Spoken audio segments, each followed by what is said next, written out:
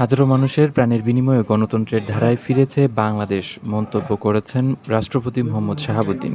তিনি বলেন, সকল শহীদদের আকাঙ্ক্ষায় বাংলাদেশ প্রতিষ্ঠিত করতে হলে আমাদের জ্ঞান বিজ্ঞান প্রযুক্তিতে আরও সমৃদ্ধ হতে হবে, অর্থনৈতিক স্বাবলম্বিতা অর্জন করতে হবে, গড়ে তুলতে হবে একটি স্বনির্ভর বাংলাদেশ।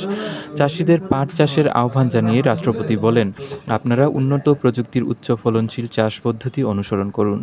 উদ্যোক্তাদের উদ্দেশ্যে রাষ্ট্রপতি বলেন, বাজারের চাহিদা অনুযায়ী নিত্য আধুনিক, মানসম্মত ও ব্যবহার উপযোগী স্বাস্থ্যপণ্য উদ্ভাবনে এগিয়ে আসুন। অল্প মূল্যে পাটের ব্যাগ তৈরি ও বিপণন করুন। সৃজনশীল তরুণ প্রজন্মের প্রতি আহ্বান থাকবে, স্টার্ট আপ ও উদ্ভাবনের মাধ্যমে মেড ইন বাংলাদেশ ব্র্যান্ডিং ও বৈশ্বিক ই-কমার্স প্ল্যাটফর্মে যুক্ত হয়ে নতুন উন্মোচন করুন। আজ শুক্রবার সকালে রাজধানীর জাতীয় ওসমানী স্মৃতি মিলনায়তনে জাতীয় পাট দিবস ২০২৬ উপলক্ষে আয়োজিত অনুষ্ঠানে তিনি এসব কথা বলেন।